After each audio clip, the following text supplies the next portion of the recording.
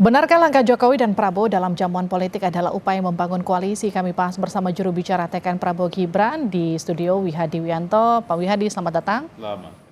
Kita juga akan sapa lewat sambungan Zoom Kepala Departemen Politik dan Sosial Arya Fernandes dari CSIS. Selamat datang, Mas Arya. Selamat malam. Selamat siang, selamat sore. Selamat bergabung, Mas Arya. Saya ke Pak Wihadi dulu ya, Pak Wihadi. Jadi langkah Pak Jokowi ketemu Pak Surya Paloh itu adalah cawe-cawe Jokowi jilid 2? Saya melihatnya Pak Jokowi kan bertemu dengan Pak Surya Paloh kan masih dalam satu koalisinya Pak Jokowi kan. Sebagai partai-partai politik, Pak Jokowi memanggil Pak Surya Paloh dan semua cuma disampaikan itu kan masih dalam kapasitas suatu koalisi gitu kan. Jadi bukan pertemuan pasca Pilpres? Ya kalau sekarang memang pertemuannya pasca Pilpres, tapi kan tetap aja masih berkoalisi kan. Jadi bukan maksudnya dianggap ini adalah sebagai jembatan untuk konsolidasi antara nanti Prabowo Gibran kemudian bersama dengan Nasdem yang ada di perubahan begitu? Jadi begini, kalau dari kami Prabowo Gibran melihatnya bahwa sekarang ini perhitungan resminya dari KPU kan belum selesai. Jadi masih quick count, kemudian kan kita real count juga masih belum selesai. Jadi bagi kami kalau melihatnya pertemuan itu bagi kami tetap kita masih konsentrasi terhadap masalah real count kami. Kita masih melihat, menunggu ya kan mengenai masalah hasil real count. Baru dari situ kita baru bisa menentukan sikap kami.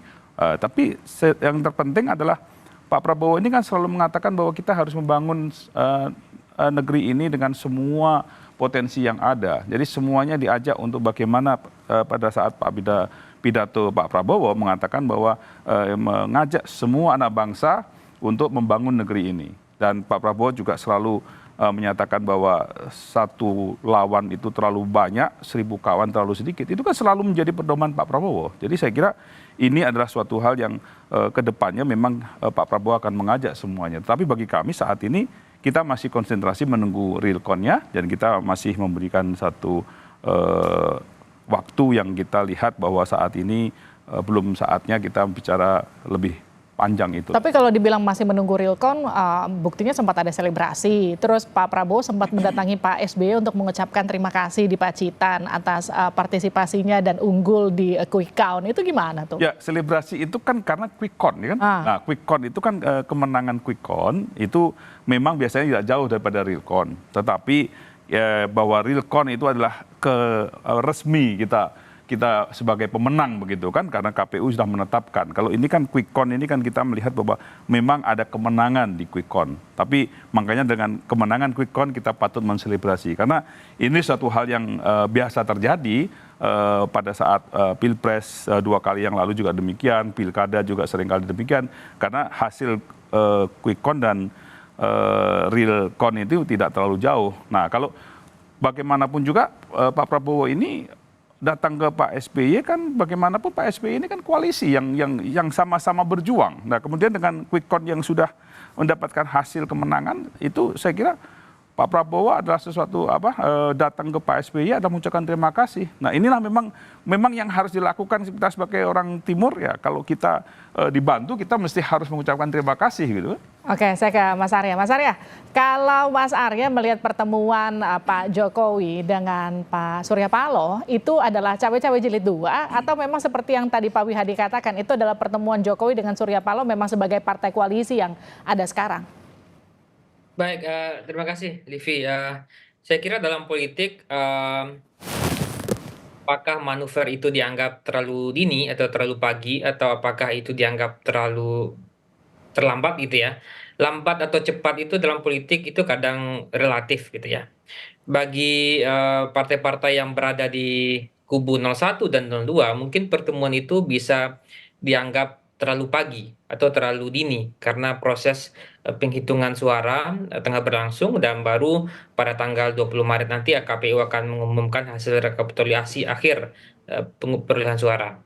Tapi bagi partai-partai yang berada di 02 atau bagi Pak Jokowi sendiri bisa jadi itu tidak dini juga. Tidak dini karena mengantisipasi kemungkinan-kemungkinan terburuk yang bisa mungkin terjadi di dalam waktu ke depan yang relatif cepat. Apa itu potensi-potensi kemungkinan risiko-risikonya? Pertama, eh, saat ini sedang bergulir juga wacana untuk mendorong hak angket pemilu ya, yang telah diwacanakan oleh beberapa partai. Kalau itu terjadi, tentu akan menciptakan instabilitas politik juga. Dan kalau itu terjadi, memang hak angket itu tidak akan mengubah hasil pemilu, tapi tentu akan memberikan semacam political pressure atau kuat delegitimasi politik bagi presiden baru yang terpilih, gitu ya. Yang kedua, selain mengantisipasi kemungkinan angket yang akan terjadi, bisa jadi pertemuan antara Pak Jokowi dan Pak Surya Paloh itu dimaksudkan untuk tujuan-tujuan atau motivasi jangka pendek. Misalnya, kita tidak tahu bagaimana hubungan atau posisi politik PD Perjuangan setelah KPU nanti mengumumkan rekapitulasi akhir gitu ya. Sementara pemerintahan Jokowi masih akan bekerja sampai Oktober. Dan dalam Oktober itu tentu ada banyak peristiwa-peristiwa penting yang akan terjadi. Pertama, tentu pembahasan RAPBN tahun berikutnya, ya, yang mungkin akan dibahas sekitar bulan Juli atau Agustus, atau mungkin sempat juga muncul ketika itu skenario bagaimana untuk mendorong pilkada serentaknya dimajukan dari November ke September. Jadi skenario-skenario jangka pendek itu bisa terjadi. Nah, sementara skenario jangka menengahnya tentu mengamankan posisi politik di DPR ya. Kita tahu seperti tadi data yang disampaikan oleh Kompas itu total gabungan suara 4 partai koalisi Pak Prabowo itu hanya mencapai sekitar 42 sampai 43%. Angka yang tentu rumit bagi presiden baru nanti untuk bisa menggolkan sejumlah agenda-agenda strategis atau undang-undang misalnya gitu ya. Nah, tentu dengan posisi seperti itu bagaimanapun selalu ada keinginan bagi presiden baru terpilih untuk menambah kekuatan di parlemen untuk memudahkan dalam proses pengambilan kebijakan gitu ya. Nah, Oke, saya kira gini Mas Arya, artinya Anda melihat bahwa apa yang dilakukan Pak Jokowi dengan menemui Pak SP bisa saja menjadi perpanjangan tangan Pak Prabowo untuk memuluskan nanti pemerintahan Prabowo Gibran di parlemen begitu? ya, Pak Jokowi ini sejak lama beliau dikenal sebagai seorang negosiator ya, yang ulung ya, dan juga lobbyis, pelobi gitu.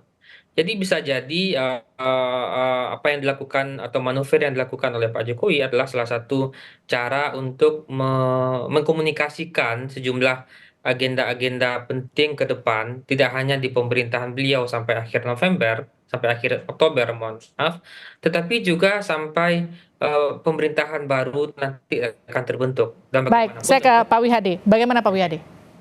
Ya, kalau saya melihatnya bahwa Pak Jokowi ingin kan menggunakan keberlanjutan dari pembangunan, ya pembangunan sekarang. Jadi artinya bagaimanapun juga Pak Jokowi ini kan mau soft landing sampai dengan akhir kan. Nah ini kan masih ada waktu sampai dengan Oktober. Nah saya kira itu adalah merupakan langkah-langkah Pak Jokowi bagaimana membuat soft landing untuk Pak Jokowi pada akhir periodenya.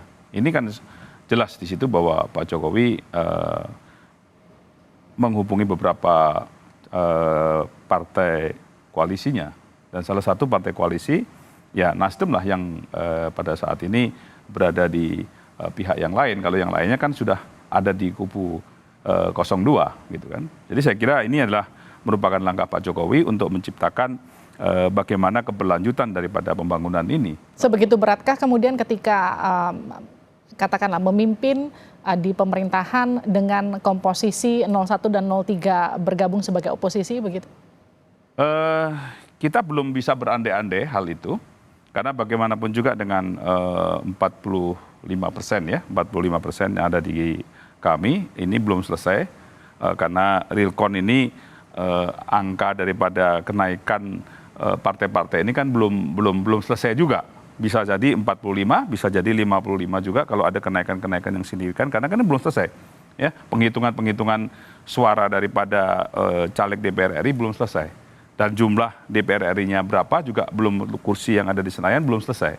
Jadi kita belum bisa melihat bahwa ini akan menjadi rumit atau tidak rumit, tapi kalau kita nanti makanya pada saat nanti realcon itu selesai, ini kita bisa melihat komposisi yang sebenarnya berapa kursi. Karena seperti 2019, Gerindra itu urutan nomor 2, tetapi kursinya kalah dengan Golkar. Maaf saya potong. Sekarang gini, yang sudah declare kurang lebih sejauh ini bicara akan menjadi oposisi itu kan PDI Perjuangan. Ya. Dengan komposisi yang sekarang menurut hasil quick count itu adalah partai tertinggi di pilegnya. Berat nggak kemudian ketika punya oposisi PDI Perjuangan nanti di pemerintahan? Kita melihatnya begini, kalau tertinggi tetapi bukan majority. Artinya tertinggi kan sekitar 16-17%. Bukan majority. Kecuali kalau misalnya tertinggi itu 30% atau 40%, ini sesuatu hal yang memang majority. Baik, artinya nggak jadi sandungan yang berarti begitu ya, tapi tetap konsolidasi itu dibutuhkan. Konsolidasi dibutuhkan. Oke, baik. Terima kasih Pak Wihadi. Terima kasih juga Mas Arya sudah bergabung bersama kami di Sapa Indonesia Malam.